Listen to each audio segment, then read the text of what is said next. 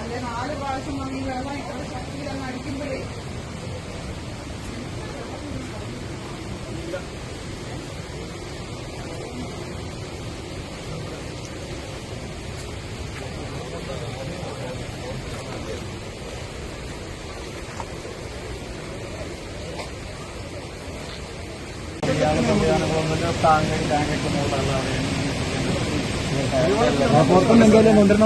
കുടിവെള്ളത്തിന് ഇവിടെ എത്തിക്കേണ്ട ഒരു അവസ്ഥ ഉണ്ടാവില്ല. എത്തിക്കേണ്ട അവസ്ഥയില്ലല്ലോ, കുടിവെള്ളം എത്തിക്കേണ്ട അവസ്ഥയില്ല. എത്തിക്കാൻ നമുക്ക് അതിന്റെ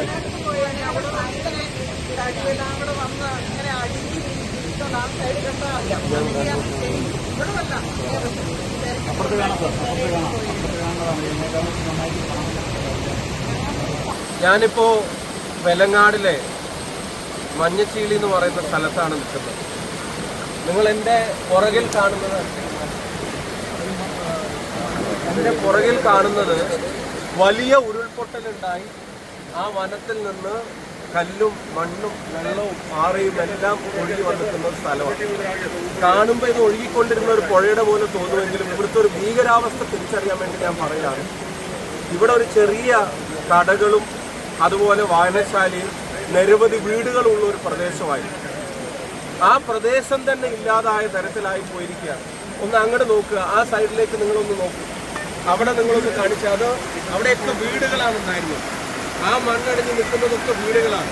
കുറച്ചും കൂടെ റൈറ്റിലേക്ക് നോക്കിയാൽ അവിടെയുള്ള വായനശാലയും ഇതിന്റെ തൊട്ട് താഴെ നിങ്ങൾ താഴോട്ട് നിങ്ങൾ നോക്കും, ഇതിന്റെ തൊട്ട് താഴെ കാണുന്ന പാറയും കല്ലും ഒന്നും ഇവിടെ ഉണ്ടായിരുന്നില്ല.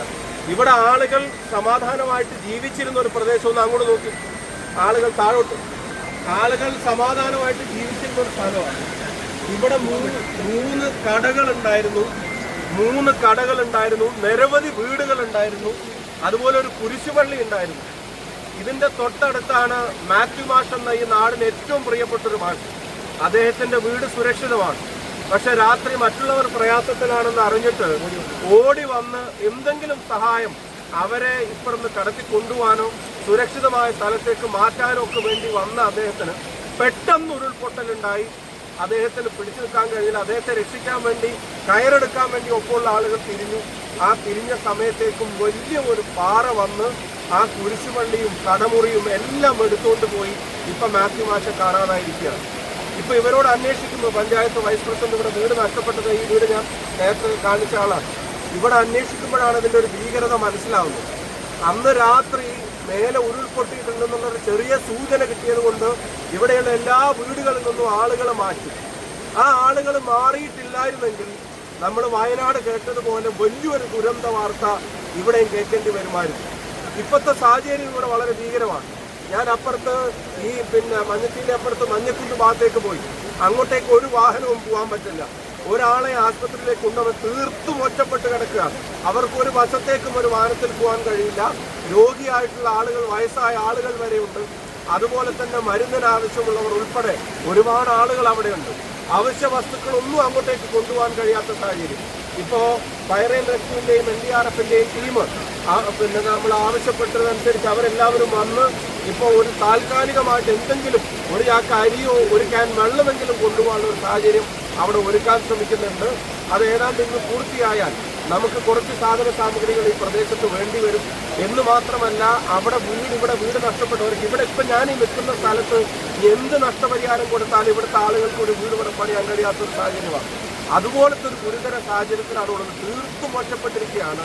വയനാടുണ്ടായതുപോലെ തന്നെ അപകടം ഉണ്ടാവുമായിരുന്നു. ഇന്നലെ രാത്രി ഇവിടുത്തെ പൊതുപ്രവർത്തകരും അതുപോലെ തന്നെ പള്ളിയിലെ അച്ഛനും ജനങ്ങളും നാട്ടുകാരും പഞ്ചായത്ത് വൈസ് പ്രസിഡന്റും ഇവിടുത്തെ ജനപ്രതിനിധികളും എല്ലാവരും കൂടെ ചേർന്ന് എല്ലാവരെയും മാറ്റിയത് കൊണ്ട് മാത്രമാണ് വലിയൊരു ദുരന്തത്തിൽ നിന്ന് ഈ നാട് ഒഴിവായത്. അതിൻ്റെ ഇടയ്ക്കും മാത്യു മാഷെ കാണുന്നില്ല എന്നുള്ള സങ്കടം നാടിനൊന്നാകെയുണ്ട്. അപ്പോൾ വെലങ്ങാടിനും കുറച്ച് ആവശ്യങ്ങളുണ്ട്, ഞാൻ നിങ്ങളെ അറിയിക്കാം. വഴിയുടെ കാര്യം ഇപ്പോൾ ഒരു തുടങ്ങി വെക്കുന്നുണ്ട്.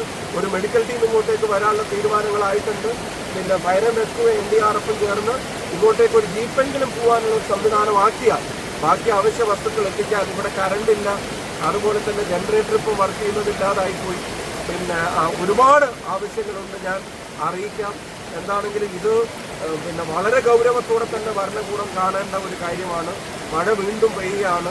ഇപ്പോൾ താമസിക്കുന്ന ഇടങ്ങൾ പോലും സുരക്ഷിതമല്ല എന്ന് അറിയുന്നു. പിന്നെ കൂടുതൽ കാര്യങ്ങൾ അറിയിക്കാം. ഇവിടുത്തെ അവസ്ഥയും ഞാൻ പിന്നെ പൊതുജനങ്ങളുടെയും ഇവിടുത്തെ ഭരണകൂടത്തിൻ്റെയും മുമ്പാകെ കൊണ്ടുവരികയാണ്. ദയനീയമായ ഭീകരമായിട്ടുള്ള അവസ്ഥയാണ് ഇവിടെ നിലനിൽക്കുന്നത്.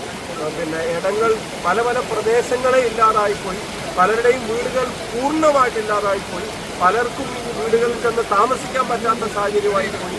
അവരുടെ കൃഷിയും കടയും മറ്റെല്ലാം നഷ്ടപ്പെട്ട ഒരു ജനത ഒറ്റപ്പെട്ട് നിൽക്കുകയാണ് വെലങ്ങാട്. ഇവരെല്ലാവരും കൂടെ ചേർന്ന് അവർക്ക് വേണ്ട കാര്യങ്ങൾ ഒരുക്കാൻ ശ്രമിക്കുന്നുണ്ട്. അതിൻ്റെ കൂടെ നമുക്കും പങ്കാളികളാവാം. തെരഞ്ഞെടുപ്പ് ഇവിടെ ഓരോ വർഷത്തിലും സ്ഥിരമായിട്ട് ഉരുൾപൊട്ടൽ നടക്കുന്നതാണ്.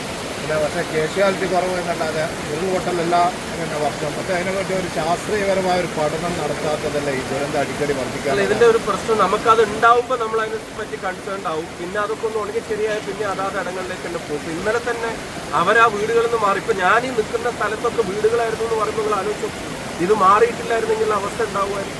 അപ്പോൾ അങ്ങനെ പിന്നുള്ള ഒരു സാഹചര്യത്തിൽ ഇവിടെ എത്രത്തോളം അവർക്ക് ജീവിക്കാൻ കഴിയും അവരുടെ ഇടങ്ങളിൽ നിന്നുള്ളത് പരിശോധിക്കപ്പെടേണ്ടത് തന്നെയാണ്. അപ്പോൾ റവന്യൂ അധികൃതർ ഉൾപ്പെടെയുള്ള ആളുകൾ അതിനനുസരിച്ച് റിപ്പോർട്ട് തയ്യാറാക്കുമ്പോൾ ഇവിടുന്ന് അങ്ങോട്ടുള്ള കാര്യങ്ങൾ അവർക്ക് ജീവനും സ്വത്തിനും സുരക്ഷ ഇല്ലാത്ത സ്ഥലങ്ങൾ അത് അങ്ങനെ തന്നെ രേഖപ്പെടുത്തേണ്ട ആവശ്യമുണ്ട്. ഇപ്പൊ കാണുമ്പോൾ നോക്കുമ്പോൾ ഒരു നഷ്ടം ചിലപ്പോൾ വീടിന്റെ ഒരു ഭാഗത്തൊന്ന് ഇടിഞ്ഞിട്ടുണ്ടാവാം, അല്ലെങ്കിൽ അടിയിൽ തറ കീറുക, അതല്ല നഷ്ടം. ഇനി അവിടെ താമസിക്കാൻ പറ്റുമെന്നുള്ളതാണ്. അതിന് സയന്റിഫിക് ആയി തന്നെ ഒരു അപ്രോച്ച് തീർച്ചയായിട്ടും ഇവിടുത്തെ റവന്യൂ സംവിധാനങ്ങൾ ഉണ്ടാക്കേണ്ടതുണ്ട്.